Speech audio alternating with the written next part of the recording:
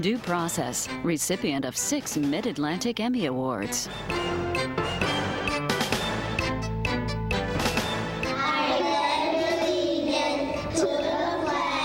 In every school, in every state, is the Constitution on the line each day with the words, "Under God."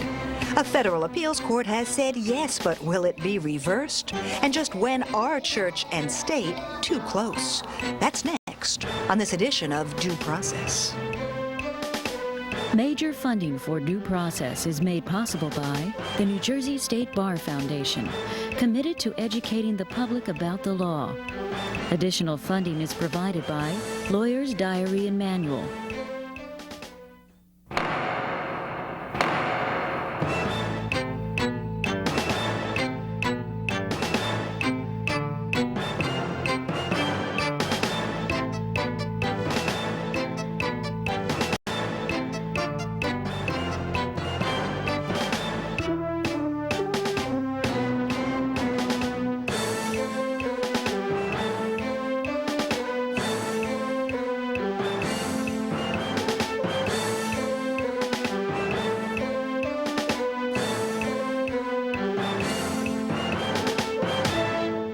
It's a matter of just 2 little words. Whether they're left in or taken out, it's not likely to have much impact on anyone's life, and most legal observers say it's almost sure to be overturned.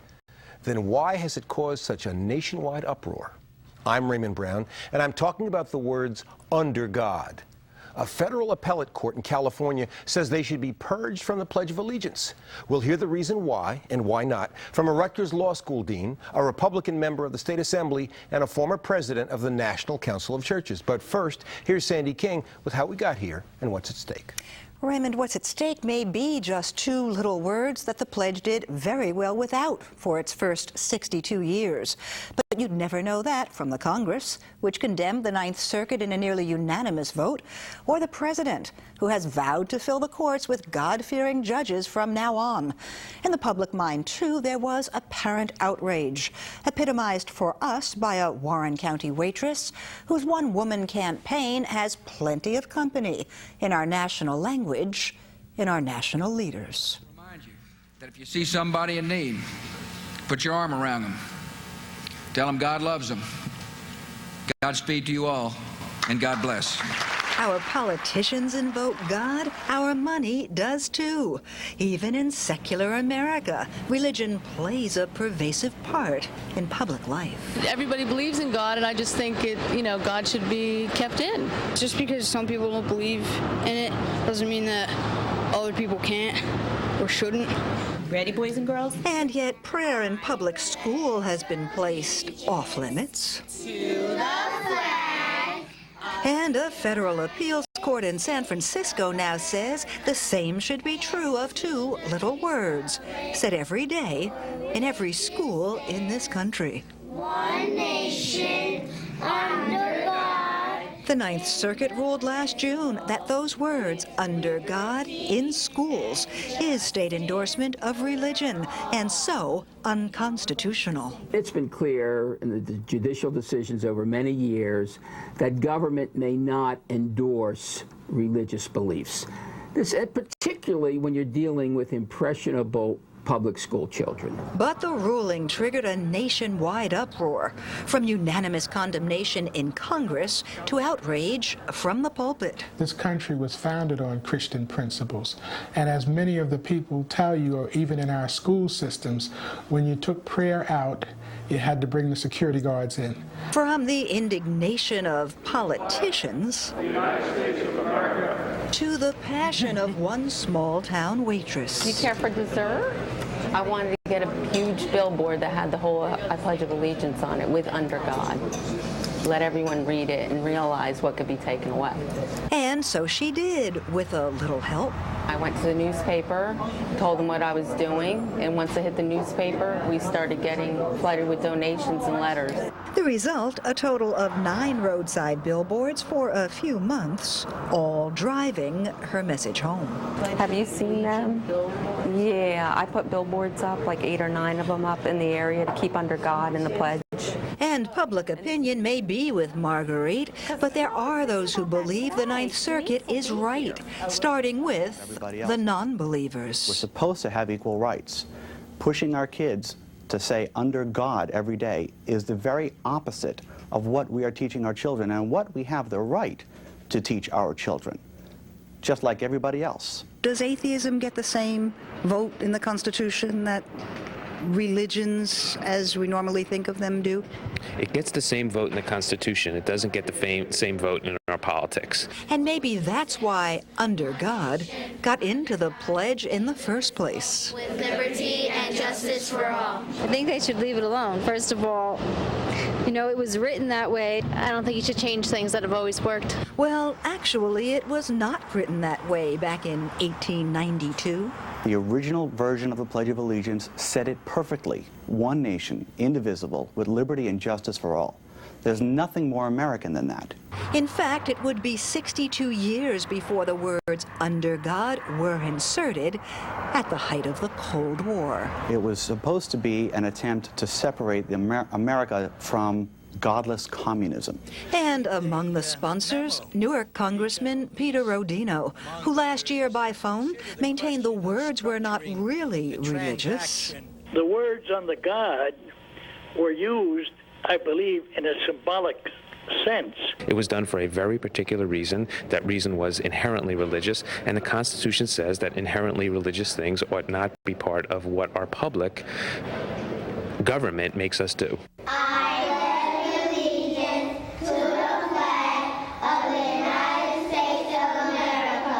A child has a right to opt out and simply not say those words. What's wrong with that? If they don't say it, it's noticed by their classmates.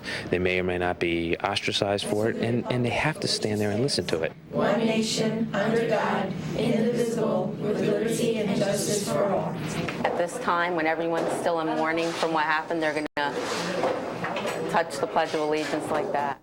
And given the times, even supporters of the Ninth Circuit ruling concede it is unlikely that under God is going anywhere. I don't think it will survive a Supreme Court test. The Supreme Court has passed "In God We Trust" on our coins as being a non-religious statement.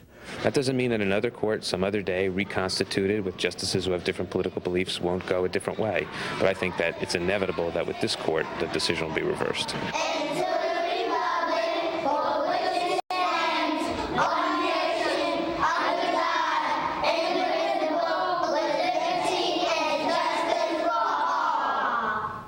And before this one's all over, it is likely to get to the highest court, where these matters of church and state separation show up with regularity. The court has said yes to "In God We Trust" on money, but no to school prayer. Yes to school voucher programs that would funnel public money to religious institutions, but no to locker room prayers before a football game. And the court itself begins its sessions with the phrase, "God save the United States and this honorable court." Of course, the argument goes what happens in schools, what's imposed on kids, should be treated differently. And often it has been, but Raymond, as we have seen with the voucher case, not always. In fact, though some court watchers see the voucher rule as a far more serious threat to state-church separation, it went virtually unnoticed while the pledge debate continues to rage, as it will here in the studio when a Rutgers dean and an ACLU attorney face off against an angry legislator who's infuriated by the Ninth Circuit and a former president of the National Council of Churches whose position may surprise you. So stay with us.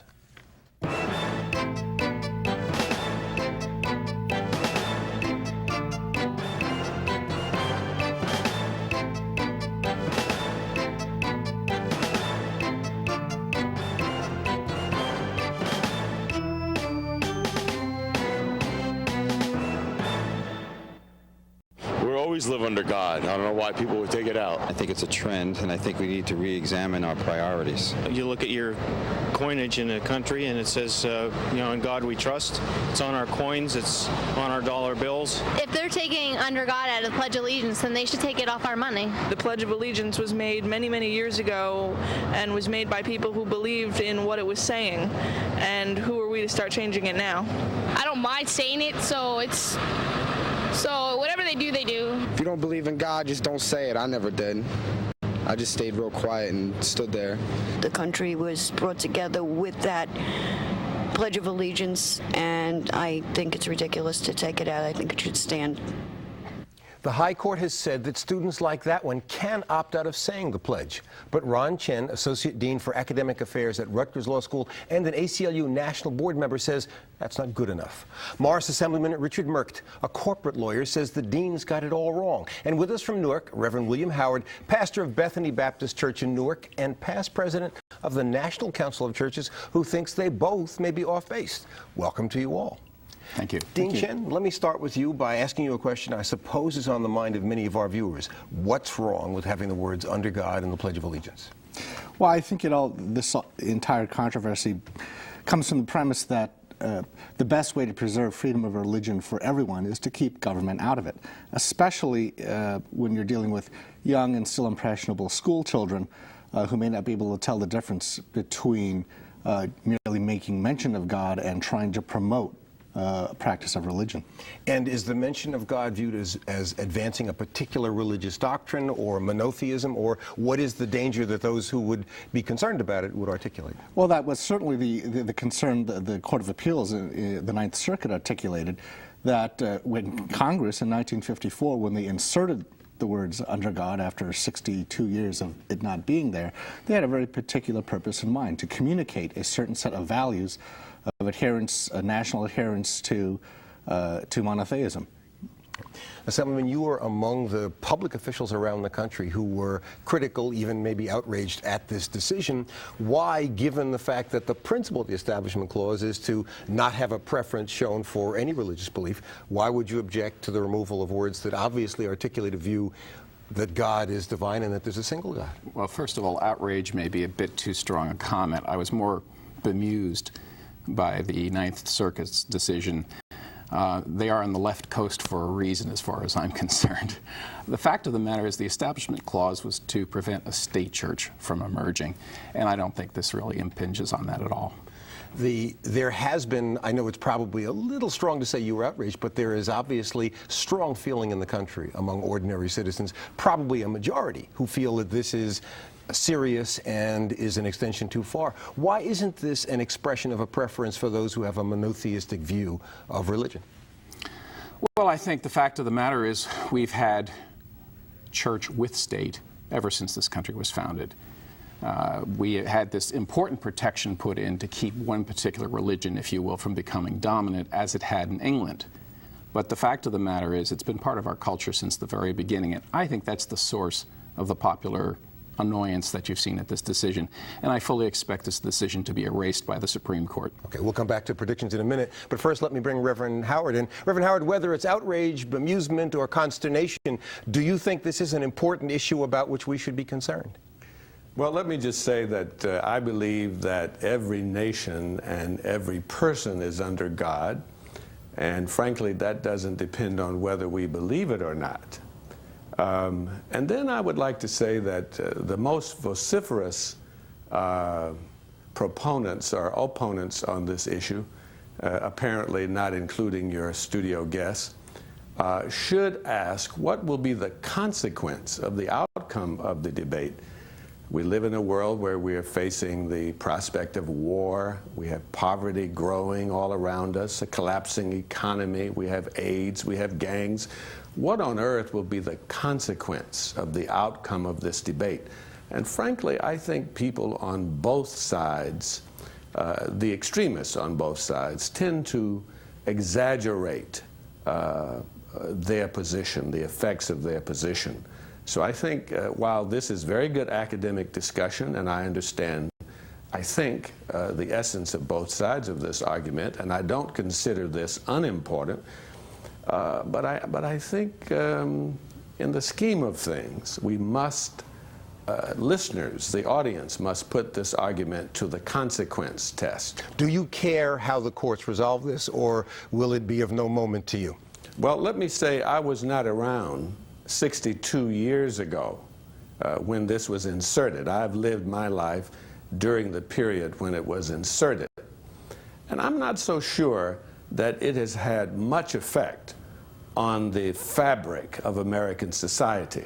I think if it is removed, it will not have much effect on the fabric of society. So here again, what will be the consequence of the success of either side on this issue? I think it's essentially irrelevant. Dean Chen, one of the reasons that there has been a focus, at least in legal circles, on this is that we are talking about children. That is the pledge set in schools, where we tend to focus more intensely on language.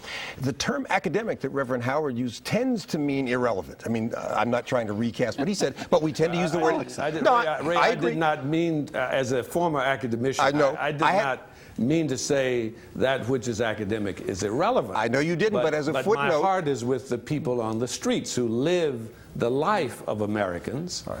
And I don't think they won't have any more food on the table tonight, depending on this. And I don't think our fundamental civil liberties, which are being threatened in much more significant ways, will be impacted by this. Dean Chen, I want to ask you why this is important to ordinary people. Well, I agree with the Reverend. It's not going to be immediately apparent that lives are going to depend upon the result of this case.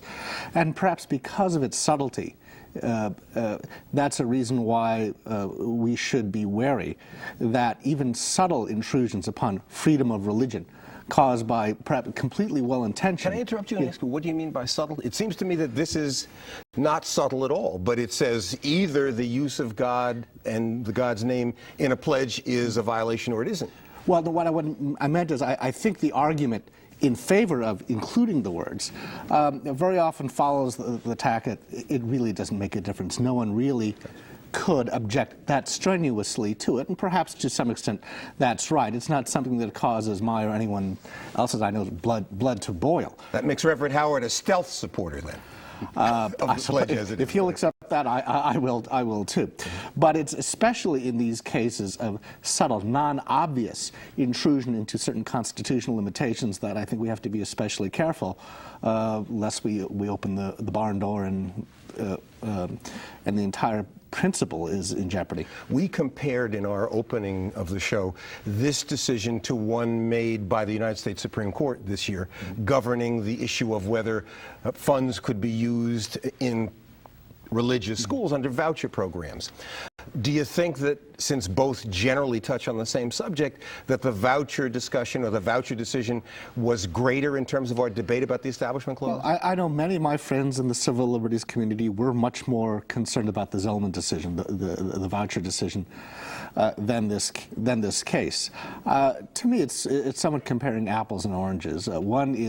One deals with how we are, on a day-to-day basis, inculcating, perhaps unintentionally, a certain view of the world, including a certain view of God, to our school children, and the other has to deal with whether it's possible for the government to give financial support to private and parochial schools without promoting that religion. I think they're both very serious concerns, but not really directly comparable. So let me deal with an issue that maybe is a tough question for many folks, and that is the issue of atheists, those who do not believe in God, or perhaps those who might believe in many gods, who would be polytheists.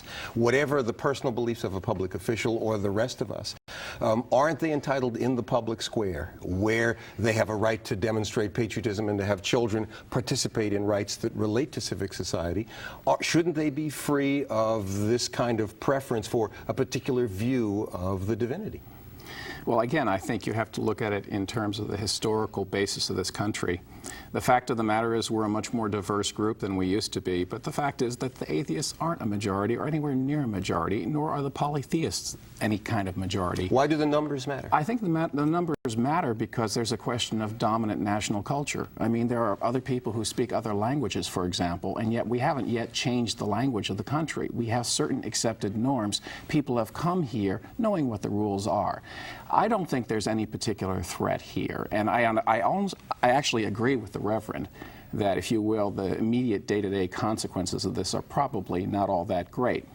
But I find it kind of silly that we're spending a lot of time on this issue. I would rather just simply throw it up to the Supreme Court, let them make their decision, and I think that'll be the end of it. Dean Chen, I want to invite you, if you're interested in responding to the Assemblyman's assertion that there's a dominant national culture, monotheistic, perhaps even Christian, that flavors this debate. Is that true? Well, I think the First Amendment provides the definitive constitutional answer. In matters of religion and faith, we do not recognize majorities and minorities. The clause was there to protect the minority, even a very small minority. And it's just not the government's business to take stock of where the dominant culture may or may not be. It's certainly true that throughout our nation's history, Christians are the dominant religion, or the Judeo-Christian ethic. Now, of course, we have a much larger Muslim population. That may be matters for anthropologists to note, but not the government. Reverend Howard, can I ask you a question? I know that you, because I've heard you speak on several occasions and I've followed your career, I know you're very sensitive to questions of social justice and the changing population of the United States, the growth of Islam, many people who are Buddhists and Hindus who are part of our population and citizens.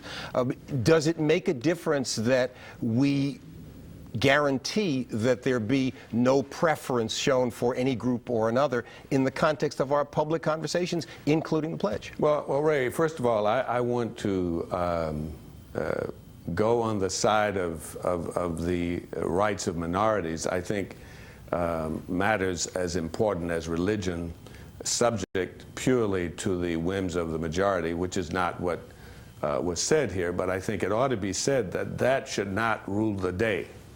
The majority should not rule the day. So I want to clearly be on the side of that perspective. And as a Baptist, let me say Baptists are historically well known for their position on the separation of church and state. But what bothers me...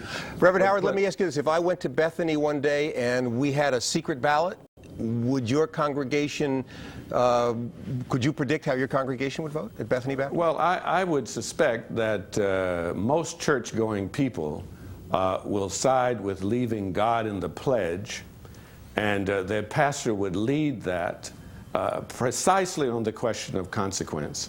But what bothers me more as a man of religion is that when people say the Pledge of Allegiance and mention under God, I would like to have a nickel for everyone who doesn't think about God when they say this. And frankly, this debate has probably given the Pledge of Allegiance more significance. Perhaps we should keep this debate going, because I think, in the same way that I feel about school prayer, I don't believe that students take these things as seriously as those of us who debate them in public would suggest. I'm fearful that any reference to God will become simply a rote reference and will have no devotional content whatsoever. Let me try to anchor this in something concrete. In the report prepared by Sandy King, Reverend Hayes said when the Ten Commandments went out of the school, there was a rise in crime, suggesting a connection between prayer and overt references to God in school and unruly behavior. That would at least make this a concrete question, but do you think there is a correlation like that? Well, first of all, I love and respect my friend Dr. Hayes. But I don't make that connection. I think there are much more profound and enduring structural questions in the society that have much more bearing on those issues. I think we have more people in prison today. In a free society, we have, I think, second only to China, the number of inmates in prison. I do not for a moment believe that the absence of prayer in schools or the absence of God from the Pledge of Allegiance. Reverend Howard, let me, since we're going to a close, ask the Assemblyman whether you think that the 9/11 events have had an effect on people's view about this subject. I'm not aware of that being really a decisive issue, but I'd like to come back to the question. Sure. When we're talking about crime or we're talking about other issues, there are probably larger factors such as breakdown of the family, which have played a much larger role. And I don't think that a recitation in school, if you will, is really going to be dispositive. What you do in the home is a heck of a lot more important, and I think we need to focus on that. As we wind down, there are widespread predictions that this United States Supreme Court will reverse the Court of Appeals and reinsert under God in the Pledge. What's your assessment, Dean? If I had to bet, I suppose I'd have to agree. It also could be possible that the Ninth Circuit, which I believe is sort of holding this case, pending a determination of whether the full court will hear it en banc, they might go that way. But as your recorded piece said before, Larry Lusberg mentioned that eventually there will be a group of justices who may look at the facial... Maybe not this time, but one day eventually. Yes. Okay, well, thank you, Dean, Assemblyman, Reverend. That's Remember, what difference will it make? Well, you'll think about that as we ask you to say goodbye after this edition of Due Process. But keep aware that the Under God controversy is just one of the many major cases making their way to the High Court. We'll be watching all of them, and we'll be back here each week with another cutting-edge issue of law and social justice. Till then, for Sandy King and all of us here at Due Process, I'm Raymond Brown. Thank you for watching.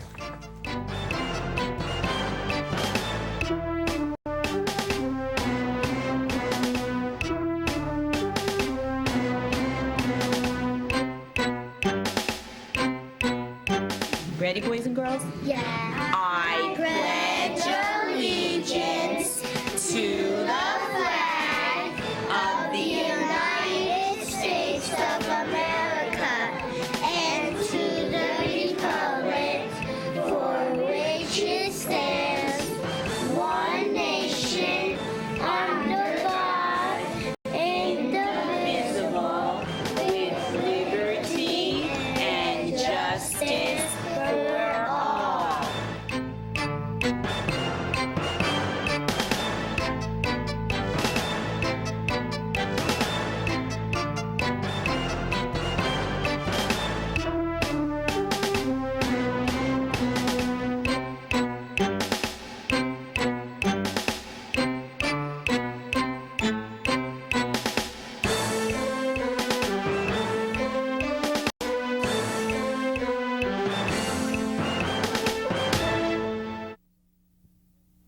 Major funding for Due Process was made possible by the New Jersey State Bar Foundation, committed to educating the public about the law. Additional funding was provided by Lawyer's Diary and Manual,